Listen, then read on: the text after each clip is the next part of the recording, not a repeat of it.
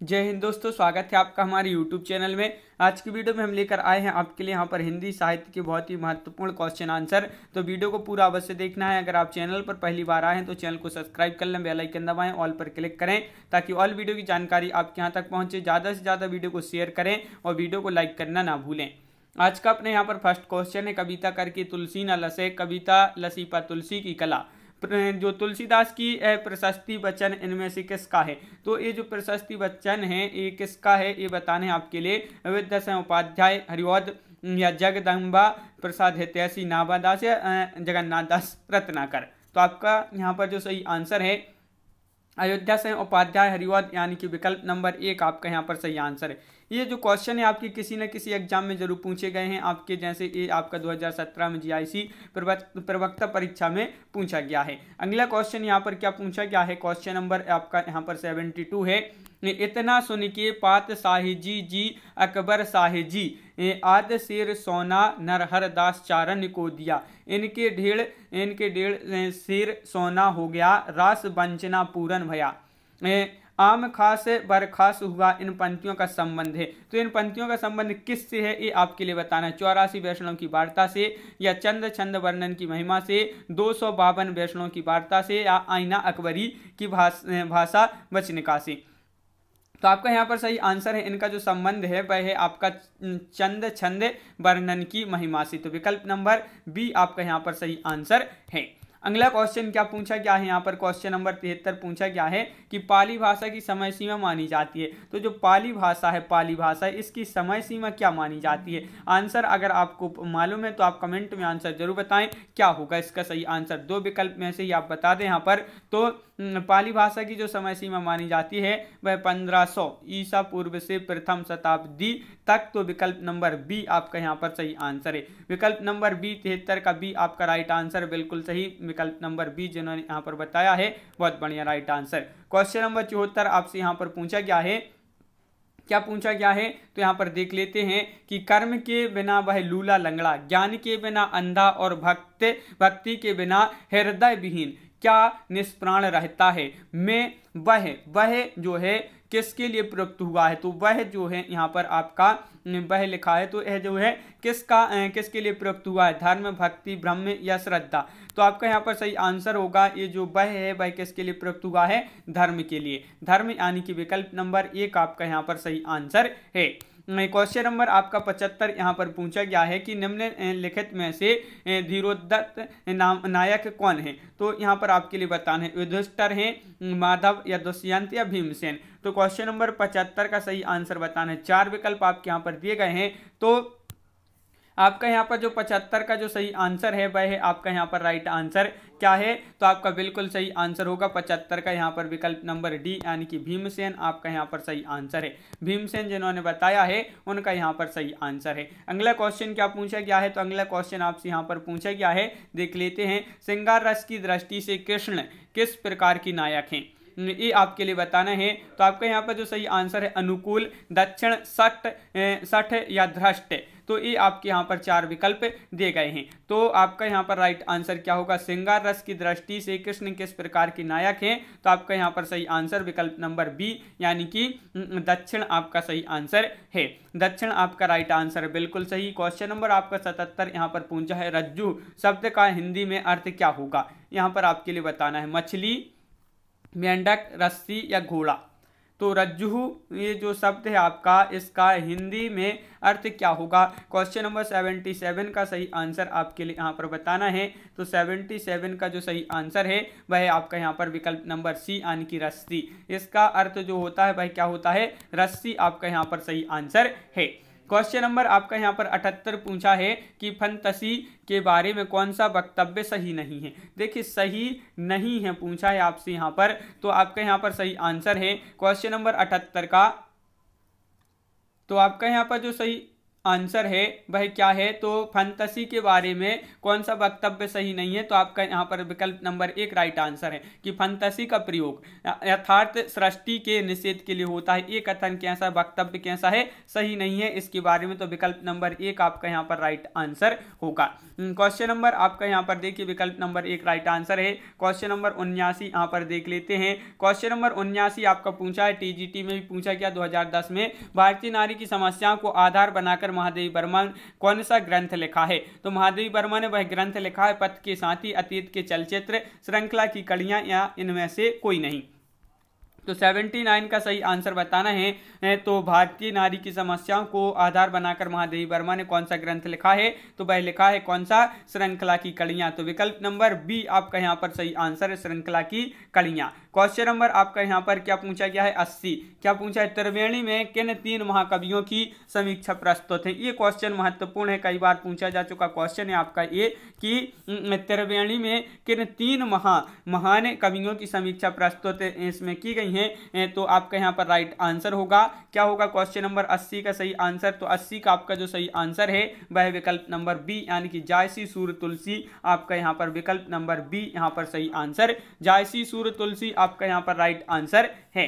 Question number यहाँ पर 81 पूछा गया है, खरोष्टी लिपि की उत्पत्ति किससे हुई है। ये आपका महत्वपूर्ण क्वेश्चन है, खरोष्टी लिपि जो है इसकी उत्पत्ति किससे हुई है, ये आपके लिए यहाँ पर बताना है। तो इसकी उत्पत्ति किससे हुई है, तो आप बताइए यहाँ पर चित्र लिपि से या अरमाइक लिपि से या कीलाक्षर लिपि से या ब्राह्मी लिपि से। तो आपका यहाँ पर सही आंसर है यहाँ पर अरमाइक लिपि आपका राइट आंसर है, विकल्प नंबर सी आपका यहाँ पर सही आंसर है। क्वेश्चन नंबर आपका यहाँ पर जो 82 दिया गया है वह क्या दिया गया है, तो यहाँ पर देख लेते हैं क्वेश्चन नंबर 82। देखिए चूलिका किसका भेद है, पाली, अपभ्रंश, प्राकृत या पारसी। क्वेश्चन नंबर 82 का सही आंसर, 82 का सही आंसर आपके लिए यहाँ पर बताना है। ये क्वेश्चन आपका पूछा गया है और प्राकृत आपका यहाँ पर सही आंसर है, प्राकृत। चूलिका जो है ये किसका भेद है, तो ये है जो है किसका भेद है, तो आपका राइट आंसर है प्राकृत, आपका यहाँ पर विकल्प नंबर बी आपका यहाँ पर सही आंसर है, प्राकृत आपका राइट आंसर है, बिल्कुल सही। अगला क्वेश्चन क्या पूछा गया है, तो अगला क्वेश्चन यहाँ पर देख लेते हैं। क्वेश्चन नंबर 83 आपका यहाँ पर जो पूछा गया है वह क्या पूछा गया है, तो देख लेते हैं। ये है आपका कि निबद्ध या निबंध काव्य कौन सा नहीं है, नहीं पूछा है आपसे, तो विनय पत्रिका, शिवाजी को पत्र या पिल्लई की छाया या राम की शक्ति पूजा। तो आपका 83 का जो सही आंसर है, निबंध काव्य कौन सा नहीं है यहाँ पर या निबद्ध काव्य, तो आपका यहाँ पर सही आंसर है विकल्प नंबर 1 यानी कि विनय पत्रिका। विनय पत्रिका जो है निबंध काव्य नहीं बल्कि ये क्या है, गीत काव्य है, याद रखना है, गीत काव्य है विनय पत्रिका, निबंध काव्य या निबद्ध काव्य नहीं है।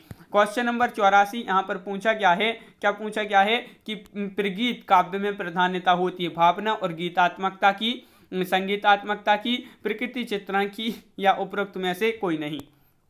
तो 84 का आपका जो सही आंसर है वह आपका यहाँ पर 84 का राइट आंसर विकल्प नंबर आपका यहाँ पर बी राइट आंसर है, संगीतात्मकता की इसमें जो है प्राधान्यता होती है, किसमें, प्रगीत काव्य में, किसमें, प्रगीत काव्य में। क्वेश्चन नंबर 85 आपसे यहाँ पर पूछा गया है, चंपू के 2 भेद हैं, तो चंपू के कौन से 2 भेद हैं ये आपके लिए यहाँ पर बताना है।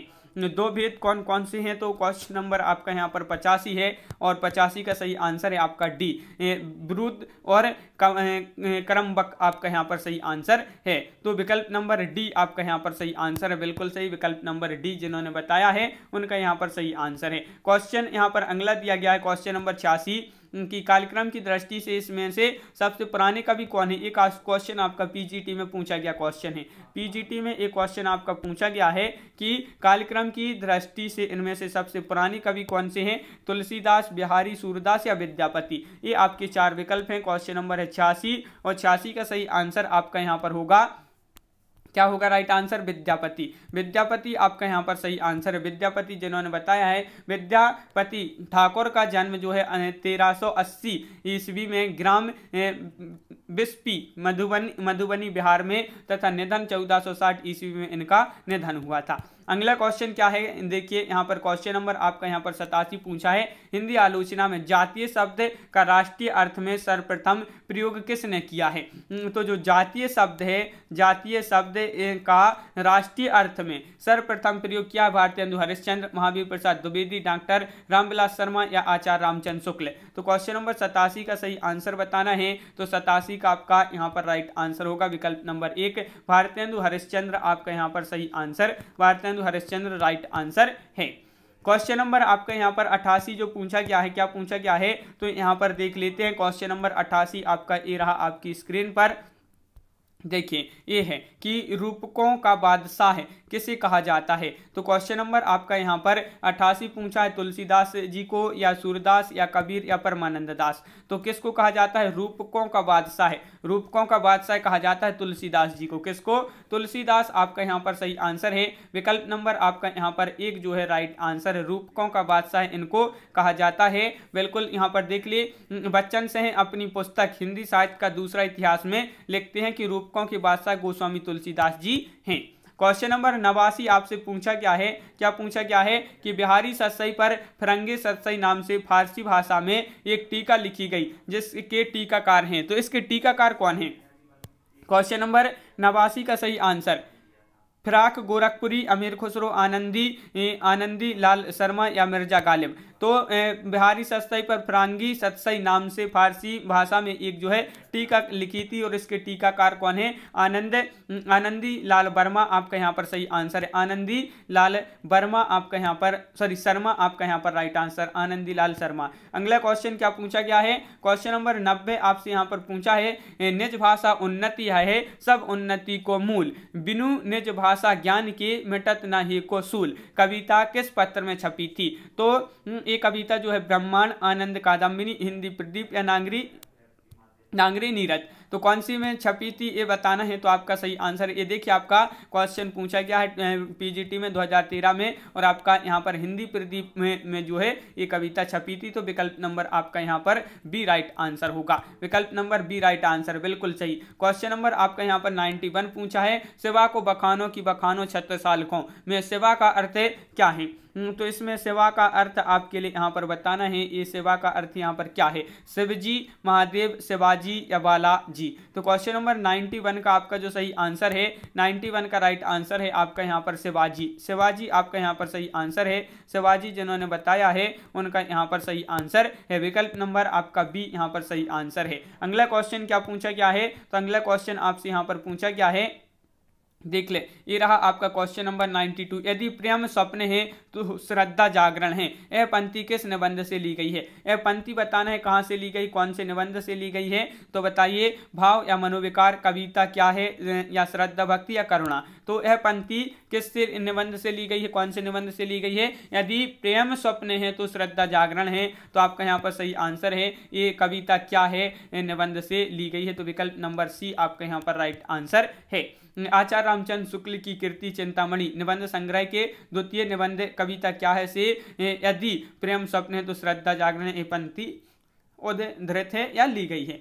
क्वेश्चन नंबर आपका 93 पूछा है 93, अध्यय का कवि किसे कहा गया है, दिनकर, अज्ञे, चित्रलोचन या गिरजा कुमार माथुर। तो क्वेश्चन नंबर 93 का सही आंसर बताना है, अध्यय का कवि किसे कहा गया है। तो आपका यहाँ पर सही आंसर है अध्यय का कवि कहा गया है दिनकर को। किनको, दिनकर आपका यहाँ पर सही आंसर है, दिनकर आपका राइट आंसर है बिल्कुल सही। क्वेश्चन नंबर आपका 94 यहाँ पर पूछा गया है, क्या पूछा गया है तो यहाँ पर देख लेते हैं, ये रहा आपका क्वेश्चन नंबर 94। देखिए निम्नलिखित में से कौन सा कथन लघु कथा की विशेषता है, लघु कथा की विशेषता है पूछा है आपसे।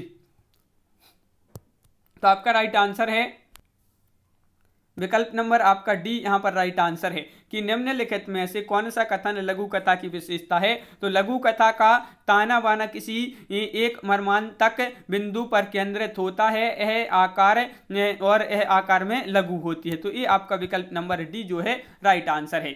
क्वेश्चन यहाँ पर आपका जो अगला दिया गया है क्वेश्चन नंबर 95 आपसे यहाँ पर पूछा गया है।